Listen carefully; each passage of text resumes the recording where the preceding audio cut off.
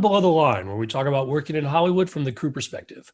My name is Skid. I was assistant director in Hollywood for the better part of 8 years. Now I'm not. Today's episode is once again about the industry's response to the COVID-19 pandemic.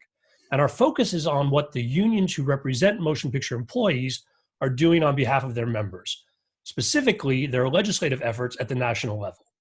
My guests represent the various unions in those discussions. Let's go around the table, and as I introduce each of you, please take a minute to talk about who your union represents. First, Tyler McIntosh, you are the Political Legislative Director for the International Alliance of Theatrical Stage Employees, or IATSE.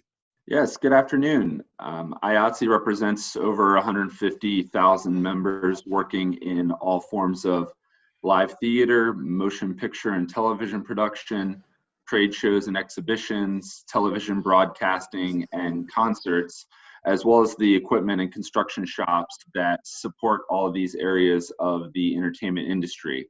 We are stagehands, cinematographers, animators, hair and makeup artists, studio mechanics, and many other behind the scenes crafts that create American entertainment. Appreciate you having me. Tyler, thanks for being here. Next, Carrie Wood Enertson. You are the National Director for Government Affairs and Public Policy on behalf of the Screen Actors Guild, American Federation of Television and Radio Artists, also known as SAG-AFTRA. Yes, Skid, thanks so much for having me. SAG-AFTRA represents about 160,000 members nationwide. We are actors, broadcasters, dancers, singers, DJs, recording artists, stunt performers, and voiceover professionals. We like to say we are the faces and voices that entertain and inform America and the world. So really, it's anyone you see on TV, in a movie, or here on the radio. Those are our members. Thanks, Carrie. Next up, Lowell Peterson. You're the Executive Director for the Writers Guild of America East, or WGA-E. Yes, the WGA-E represents TV and movie writers. When I say TV, I include SVOD services like Netflix and Amazon.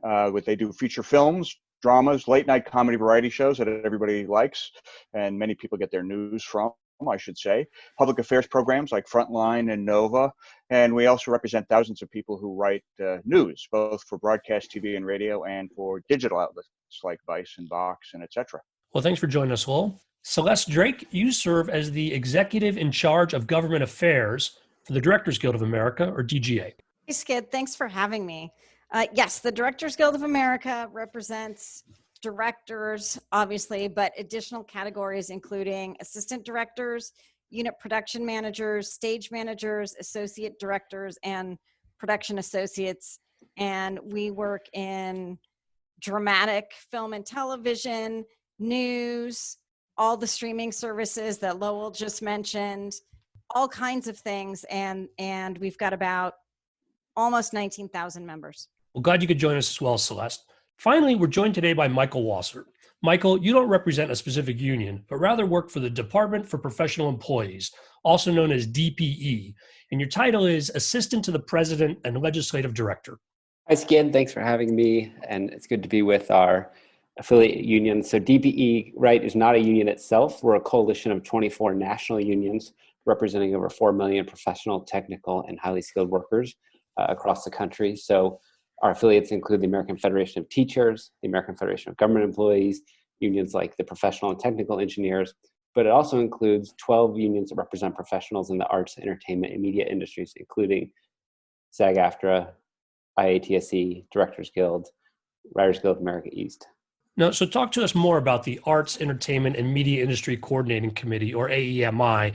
That's really what's brought us here together today. So as you mentioned, it's 12 unions, the folks here and other folks. Correct. So DPE, within DPE is the AEMI, as you referred to, and that brings together the unions that represent professionals across the arts, entertainment, and media industry. So that's live theater, that's opera, that's ballet, that's film and television, that's the media that Lowell referred to, the people who present the news, which several of these unions on this show have members who participate in that side of things too. And so when was the coordinating committee formed? When did AEMI stand up? So DPE's been around for just over 40 years, and the AEMI came together soon thereafter. It was a realization among the unions that their members work in the same workplaces. They often share the same employers, something I'm sure that your listeners know from their time on sets. And so realizing that there's common policy priorities, that there's common workplace issues, DBE has brought together these unions to share and to collaborate and coordinate where it makes sense, whether that's at the federal legislative level, whether that's on specific issues facing the arts and entertainment workplace, and on also just helping the unions in their unique environments in which their members work become better and more effective at the way that they can engage, represent, and protect the interests of their members. And so what is the typical activities for AEMI in simpler times? In simpler times, so we're always coordinating and staying connected through in-person meetings, through regular interaction over email around issues as they come up. So every year, Congress has to appropriate money for federal arts agencies, the National Endowment for the Arts, the National Endowment for Humanities, the Corporation for Public Broadcasting, and obviously those the arts are near and dear to the members of all of the AEMI unions, and of course many of them get some form of money that supports their job. So that's an issue on the policy side.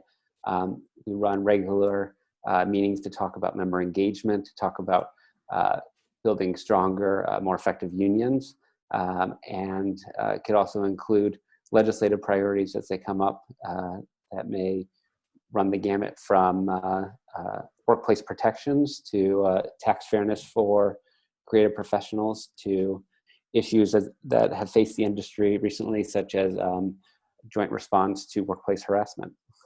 Yeah, hi, Skid. Lowell Peterson here from WGA-E. I want to give a shout out to DPE. One of the real wonderful things about working with the DPE is it gives us an excuse to work with our sister unions on important issues ranging from political stuff to organizing.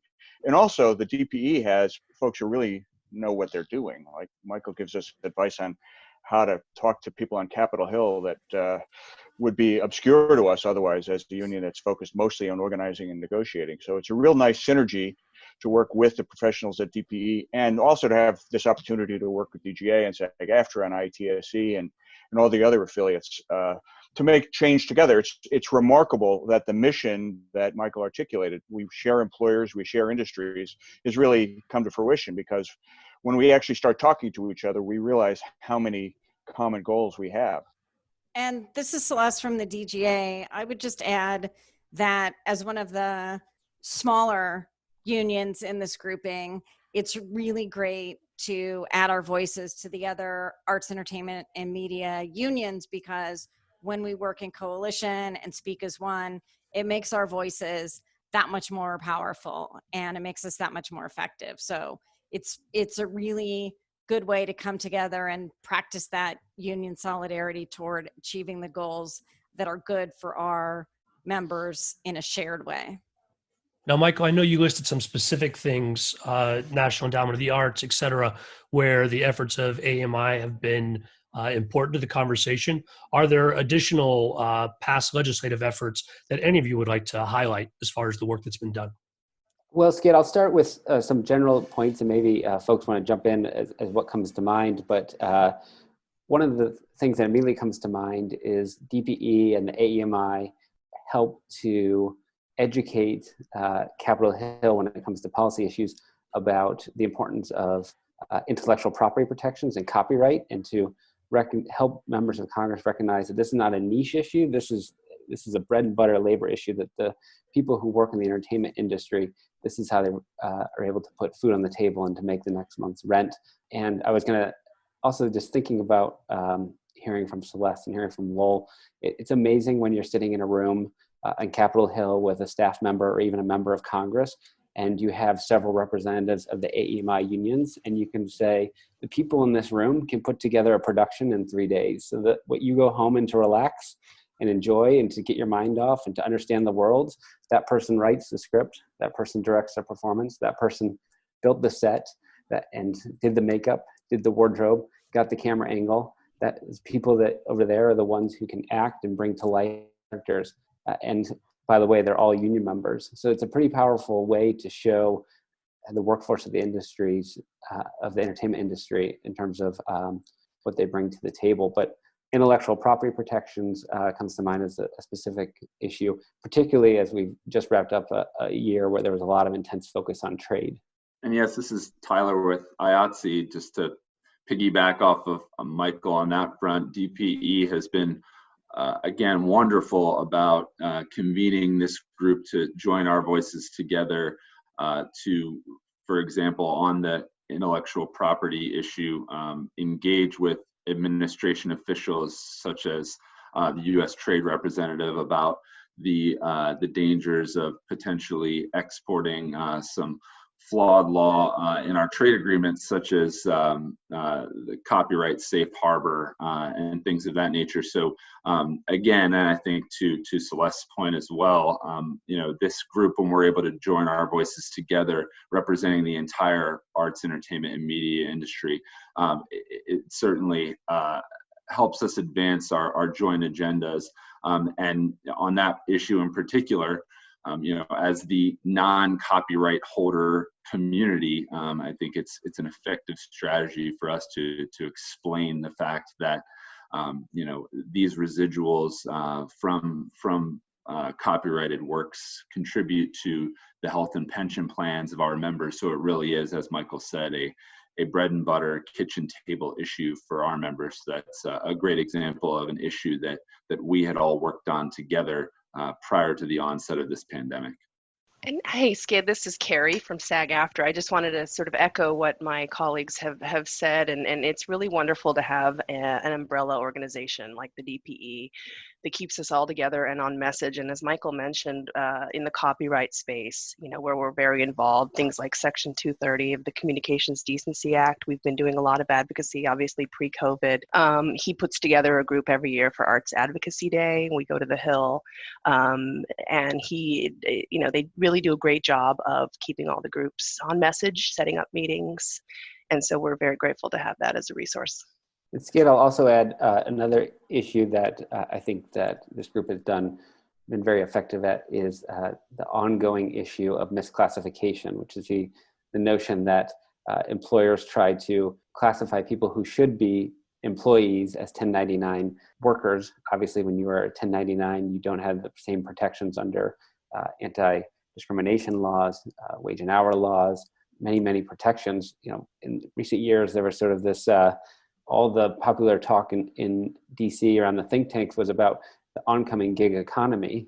One of the things that I think the AEMI effectively conveys is that, first of all, when we talk about the gig economy, that Hollywood and the entertainment industry is the original gig economy, and the unions here have shown that you can give people their full employment rights who work gig to gig. They can work as W-2s, and that they can earn real family supporting income and retirement security and access to affordable health care, and that can be done. So that's always an ongoing issue in Washington, D.C., and the AEMI has been, I think, particularly effective in holding the ground on the importance of employment protections for people who work in these type of arrangements. Well, this has all been really important work, and I appreciate you guys shedding some light and bringing it to the attention of our listeners. Let's turn our attention now to the current effort as it relates to the pandemic. COVID-19 has brought a large national government response. And I know that the CARES Act, the Corona Aid, Relief, and Economic Security Act, had some unprecedented recognitions for creative professionals. I'd like to hear more about AEMI's role in crafting that legislation. So I'll start. This is Celeste from the Directors Guild. And, like many other industries, when the stay-at-home and shelter-in-place orders started coming in, and really even before governors and mayors were ordering it, our members were out of work. Production shut down, just really across the board, except for the news space, which I think we should talk about because that's a piece that's ongoing and where folks are really out there and at risk of contracting the virus and bringing it home with them. It really shut down. So we had from virtually full employment to virtually, almost full unemployment overnight. And we noticed that the bill before the CARES Act, was called the Families First Coronavirus Response Act, had some programs in it that could have been helpful to our members in terms of paid sick leave and paid family leave. But the way it was written almost specifically left our members out, because to even qualify as a starting point, you had to have worked for the same employer for the past 30 days. And there are just so many of our members who would not meet that criteria. So you didn't even get to the other criteria of how big the employer was and all these other things. They were just left out. So what we all did was work together and say, that's not going to happen again. We're going to look at the unemployment provisions, and we are going to make sure that it takes account of the gig nature that so many of our members work. So whether they're making a commercial and they work for 2 days for their last employer, or whether they are a director who's been working, more long-term on a film or on a series or on a variety show or anything, they are all going to be included. And so that was our goal. And if you look at how the bill is with the inclusion of the unemployment insurance and the alternative, it does a pretty good job of including not just our members, but folks that have gig type work across the board, whether they are employees, 1099s, in our industry, in construction, in anything. Lowell here from the Writers Guild. The intriguing thing about working with the DPE is that we share so many of those same concerns that members of Congress really would not have been aware of otherwise. The way that our members work at the Writers Guild is maybe you write a movie and that takes you a year of your life, and then you don't write another movie for a year, or you write on a TV show for 8 months and then you're unemployed for 8 months, or you work in a news shop on staff and your hours are cut. Or you're between gigs and you write freelance, independent contract for a while. All of these are real ways that our members live their working lives. And under traditional analyses of unemployment insurance and other kinds of assistance, all these folks would just fall through the cracks. And our members were keen to make sure Congress knew about it. We viewed this as an organizing opportunity, and the expertise of our sister unions and the DPE gave us a peg that we could go to our members and say, hey, you can really make a difference in how policy is made if you just get engaged and pick up the phone and call your representative or your senator, or do some emails or sign a petition and really get active and engaged. And we had a huge outpouring of support from members, which would have sort of gone nowhere if we hadn't had this vehicle to pin people's hopes on.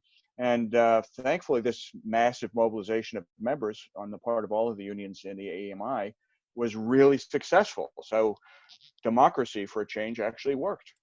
Hey, this is Tyler from IATSE to highlight that point that Lowell just made.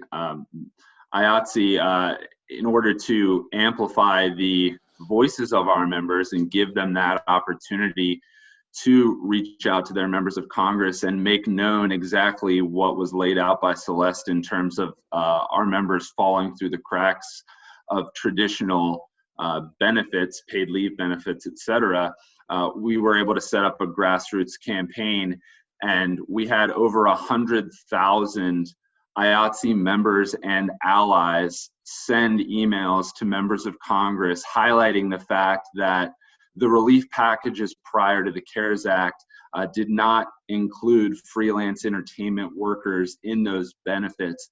So we saw such a huge outpouring of voices and joining together, and I suspect that a number of your listeners may have joined in on that petition. And frankly, these are not just IATSE members. We had great support from all the unions participating today, and others joining in to make their voices heard, and non-union members as well. So a great effort, and certainly their voices were heard, as we even saw members of Congress, led by Congressman Adam Schiff from Burbank, lead a sign-on letter with members of Congress highlighting the importance of entertainment workers and the fact that we were traditionally left out of those benefits, and the need to craft something specifically in the CARES Act that would address unemployment benefits and relief for entertainment workers. So it was really a great success story. It's Carrie from SAG-AFTRA. Thanks for that, Tyler, and your campaign was hugely successful. We also, I'll just add, we did put out a call to action as well for our members nationwide, and had a good deal of success with them calling their representatives in Congress to let them know that our work is so nuanced and needs to be considered in terms of, they have several employers throughout the year. It's not the system we learned is sort of designed for people that work for one employer in a traditional job, and our members, for them, it's not the case. So they have multiple employers. They may have a combination of W-2 and 1099 income, and they're all out of work. So I think, as Tyler said, our voices were really heard, and that resulted in a lot of those provisions in the CARES Act. Obviously, getting creative professionals recognized in the CARES Act is a huge success, and a lot of effort went into it. But obviously, the work isn't done. What's next on the horizon as far as legislative action concerning COVID-19 and where your unions will be involved? Lowell here from Writers Guild. The news industry is in real trouble. And I think we all have a lot of members who work in news, broadcast, digital, you name it. As advertising revenue craters, because the economy is cratering, there isn't money to pay our union's members to do the work. And in order to be independent, journalism needs to be funded. In order to be informative, it needs to have a revenue stream. And the revenue streams are drying up rapidly as the economy tanks. So we're going to ask Congress for support for the news industry. There are many industries that are facing difficulty. We want to call attention to the fact that just as a real news industry is vital to democracy, so people can learn about issues in their community, issues in Washington, issues in science, in health, it's got to be paid for. And the revenue stream has to be substituted, at least temporarily, by another shot in the arm from the federal stimulus program. So I know we're going to be paying a lot of attention to a news stimulus. And it should all go to pay people to do work. It shouldn't go for stock dividends or buybacks or executive bonuses. It should go to people like our union's members who actually get out there every day and report. Yeah, it's Carrie from SAG-AFTRA. Our members are broadcasters, and we would consider them essential workers now more than ever. We want to make sure that media organizations can stay afloat, whether it's through affordable loans or grants. It's just critical that our media organizations are afloat and that broadcasters are protected. Also, we'd like to see any kind of anti-competitive clauses removed for our broadcasters so that they can work as much as they can during this time at different organizations. I'll also point out we want to make sure that we protect our pension fund in terms of, if there's any unhealthy pensions seeking help, we want to make sure that the healthy pensions are not harmed in that. We'd like to see subsidies of COBRA for our members. And I'll just put a little plug for a tax issue we're working on here. We'd like to see the qualified performing artist deduction updated in the tax code for performing artists. This is a very, sort of old provision that we'd like updated to get our members a little bit more above the line deductions. And this is Celeste with the Directors Guild. And I would say, in addition to all of that, when we've got workers out working, there must be strong protections. They must feel safe, mentioning, where's my PPE? Is the employer keeping the social distancing, the cleaning, all of those things? Hey, Tyler again with IATSE. And I think one of the great things about collaborating with this group is I'm sure we could all talk at length about many of the provisions just listed, and I think I certainly join my voice with everyone who just spoke on all of those being key priorities for IATSE as well. I think taking a step back even further, I would say to your question at the outset, Skid, I think in terms of subsequent legislation, the only certainty right now is uncertainty. Certainly, these are the efforts that we are pushing on Capitol Hill, but as many have seen, there's certainly a disconnect between the parties in terms of what is needed for a subsequent package. So we are certainly doing our best to also join our voices to underscore the fact that the entertainment industry writ large is going to be disproportionately impacted by this crisis for the foreseeable future. It is surely our hope that our workers and our members are able to get back to work as soon as possible. But what is paramount is their health and safety, and relying on sound science before we are rushing back to the workplace. The reality is that even after stay-at-home orders begin to be relaxed, there are going to be restrictions on mass gatherings for quite some time to come. So the reality that our members are going to need an extension, frankly, of the benefits that were afforded in the CARES Act. Yes, it was a great win, and our members made their voices heard, and we're going to need to do so again in the next couple of months. It's, the work is not done, as you mentioned, and frankly, we need the reality to set in for Congress, and it has to some degree. We certainly have champions on Capitol Hill who have made this point for us, that we are going to need to, again, follow sound science and not rush back. And we're going to need to make sure that our members are secure and covered through as long as this crisis lasts. And so keying in on that and the need for support for the entertainment industry writ large, we've been joining with our employers also to make this point and to work together where it makes sense to highlight some opportunities to provide stimulus for the industry. Certainly something we're going to continue to do. And on that note, just to say, we're doing that at the state level as well, because the states are the ones implementing the unemployment assistance. So we're reaching out and saying, how can you do this better, faster, more efficiently for our members? And also making sure that as states begin to relax stay-at-home orders to the extent that our industry is involved, that it's our members who have a say in what are the safety protocols and when is it appropriate to go back to work, because these are really critical issues and they can't just be done by someone who has no understanding of what it's like to be on a set and have no understanding of our industry. So this is also, happening in the 50 states as well as at the federal level. I mean, I'll just echo what the others said, which is, just to reinforce it, exactly what our ask is. When we went, I think there was 6 hours, 12 hours between us making sure we got what we needed in the CARES Act to this group putting its head together and looking at what our next priorities were. And as you've heard, it's really a two-part dance for us. It's one part, the immediate term, stimulus for the news industry, health and safety protections for people who are working now, and health and safety protections for professionals as they get back to work, the tax issues, the pension and healthcare issues, the funding for the arts longer term. But the second part is educating the Hill, educating staff that when we talk about the country reopening, that unfortunately the nature of entertainment, whether it's large public venues or very intimate workplaces on set, that it's going to be an extended comeback for many people, and that the people that need help are a key part of the economy.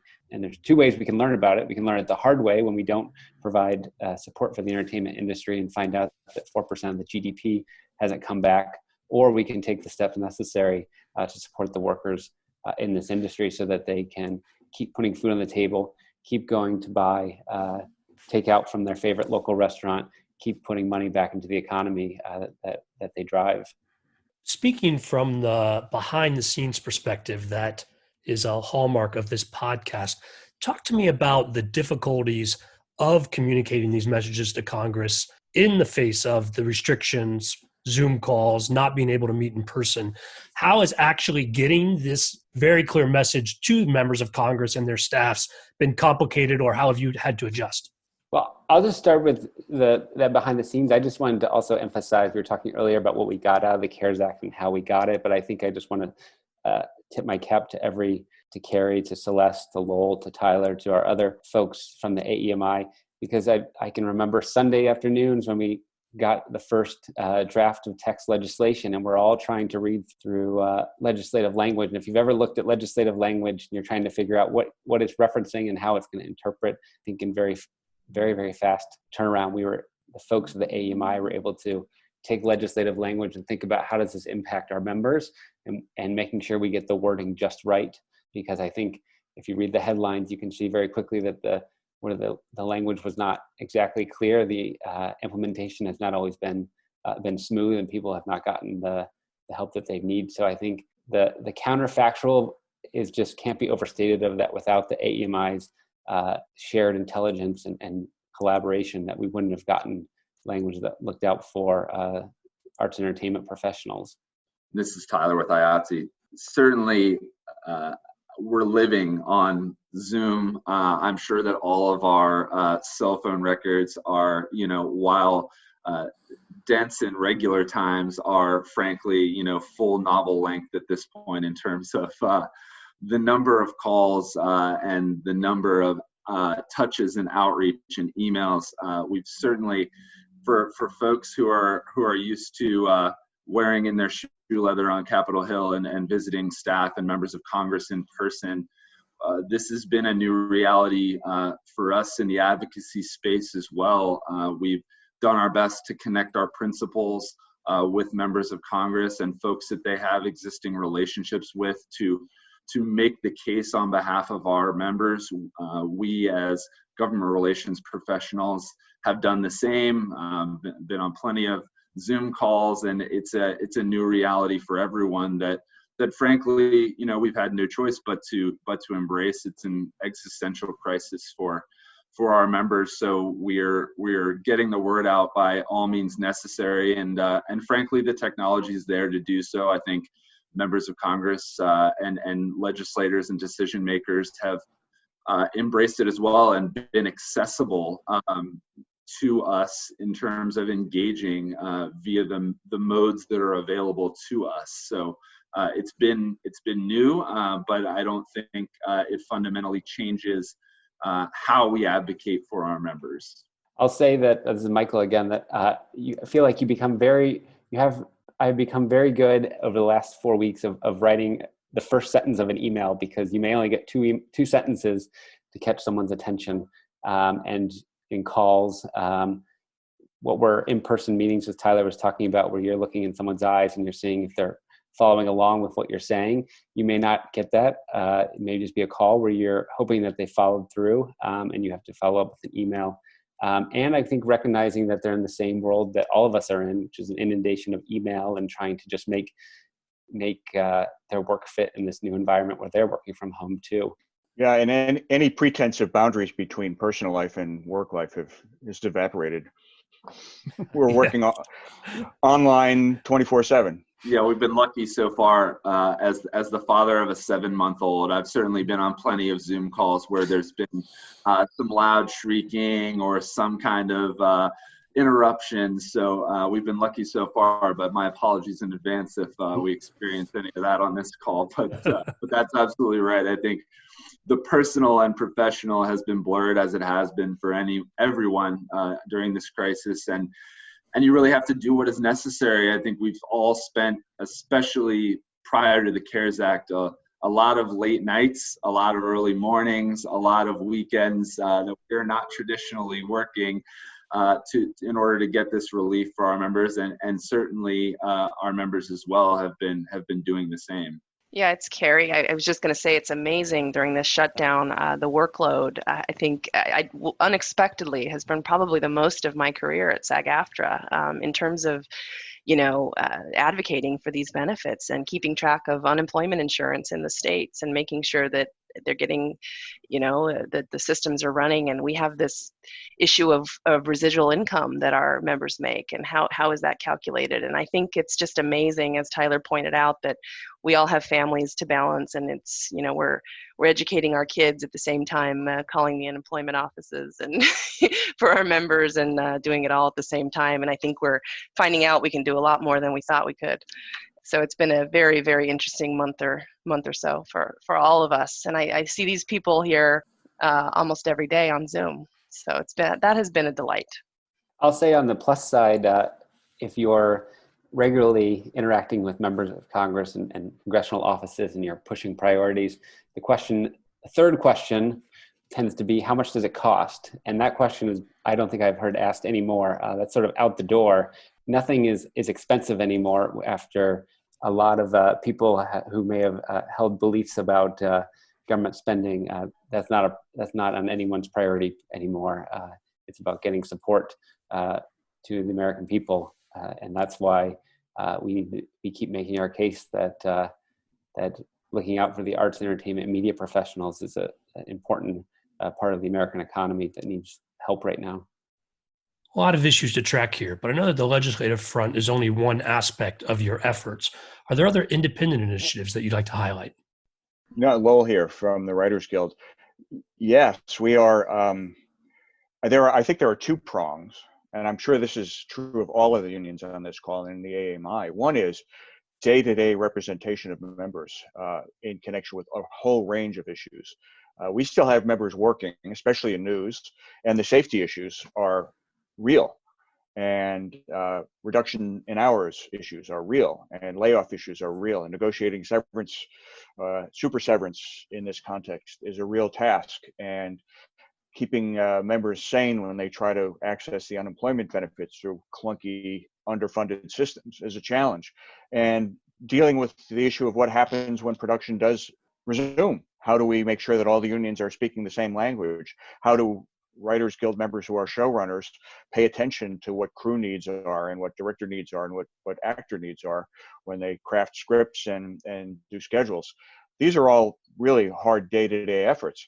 And I'll say another thing that's a pleasant surprise.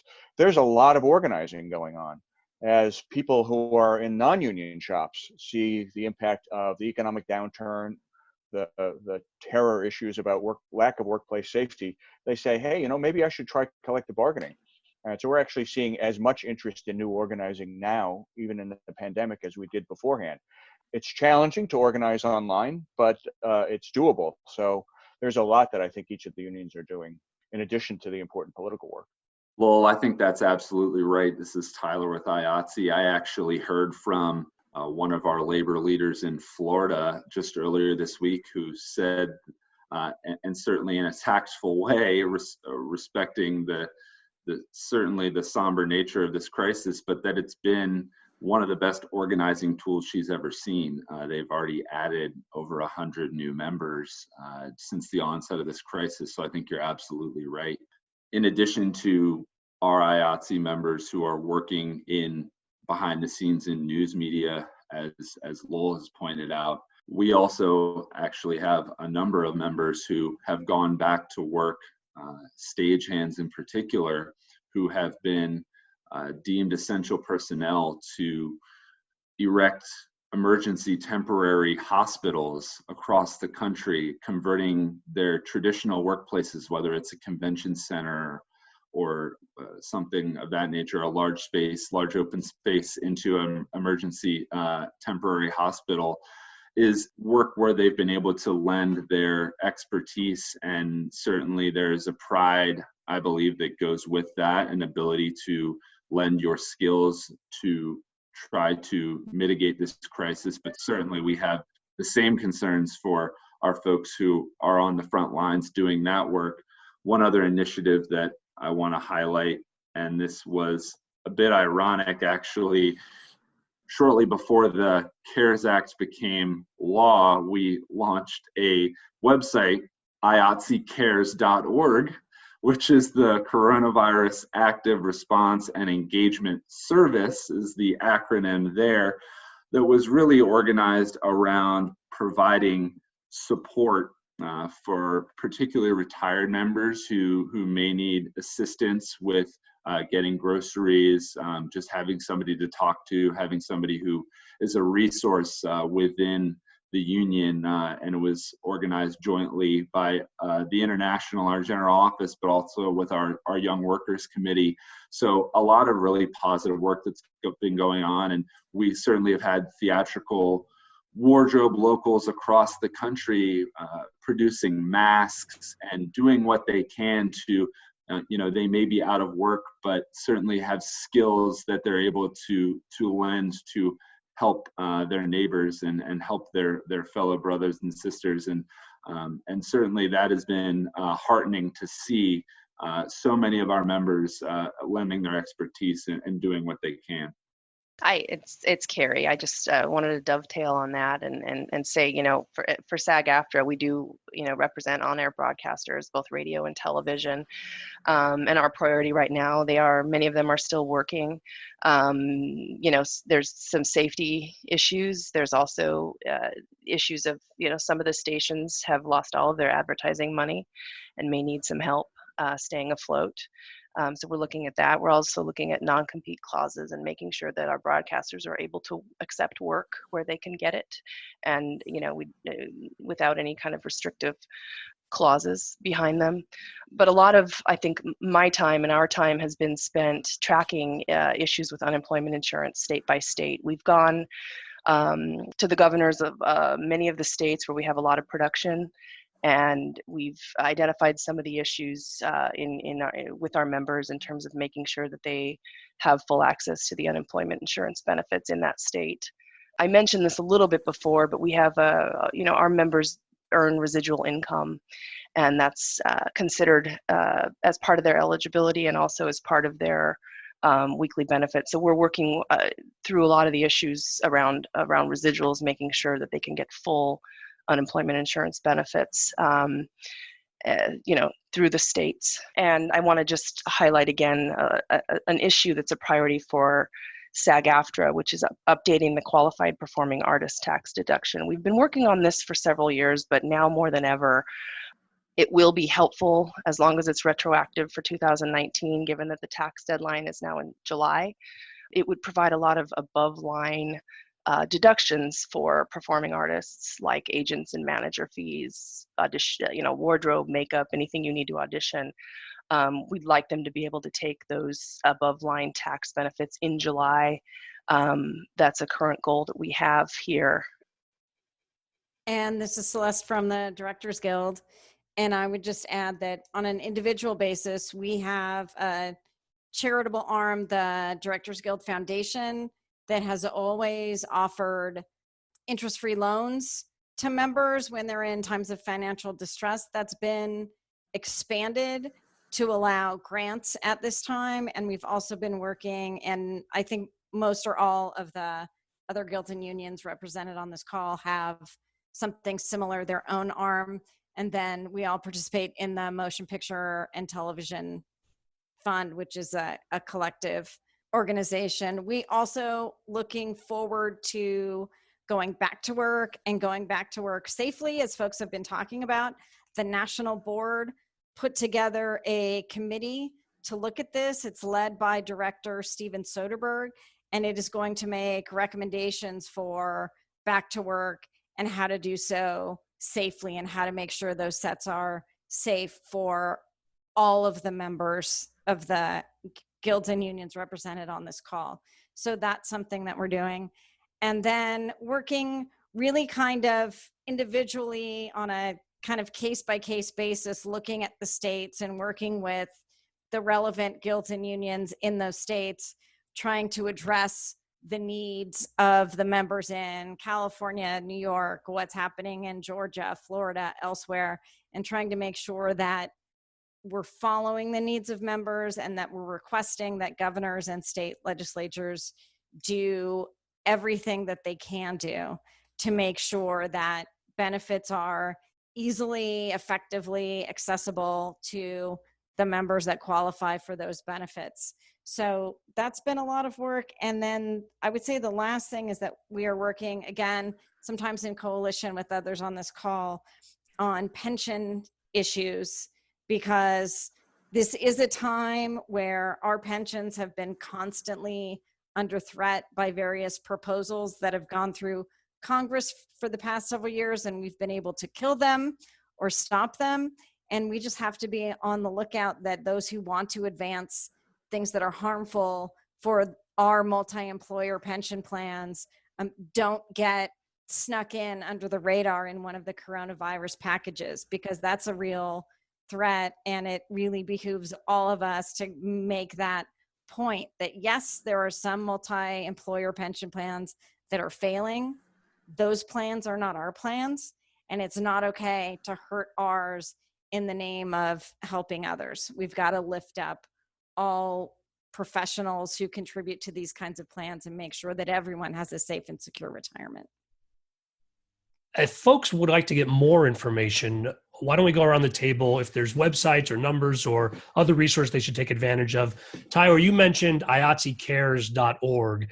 Anything else you want to say about that or anything you'd add? Thank you for highlighting that again.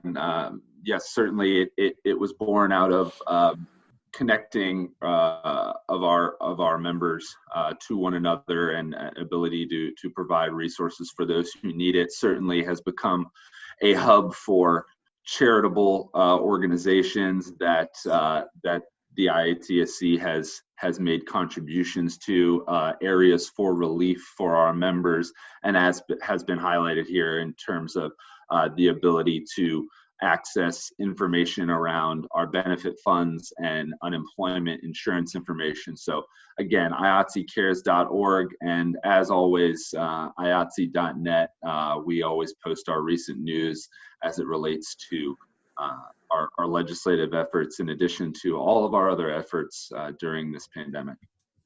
Carrie, what about SAG-AFTRA? Where should folks go for more information about that? Yes, absolutely. I'm pretty proud of the resources we've compiled on our website, which is SAG-AFTRA.org. There's an entire COVID section on there that folks can go to, and we've been adding resources almost daily in terms of federal and state unemployment insurance benefits, how to navigate those state by state. Pretty much anything related to our members in COVID is right there on our site, SAG-AFTRA.org. Lowell, what about WGA-E? Yeah, we have a lot of resources on our website, a whole page on COVID-19 resources. That's WGA-East.org. And we urge our members to raise any questions or concerns with your reps, field representatives, business agents, you name it. We're all at the office. Well, we're not technically at the office, but we're all reachable through our office numbers and emails to answer any questions and help with problems that arise. And plenty of problems are arising. Thanks, Lowell. Celeste for the DGA. So again, I would say go to our website, dga.org. We have a COVID-19 resource section. It is being updated all the time. So if there's a member who's interested, you think that you already saw the section, check it again, because we are updating things as the laws change, as things develop. Folks should also call their field rep if they're interested.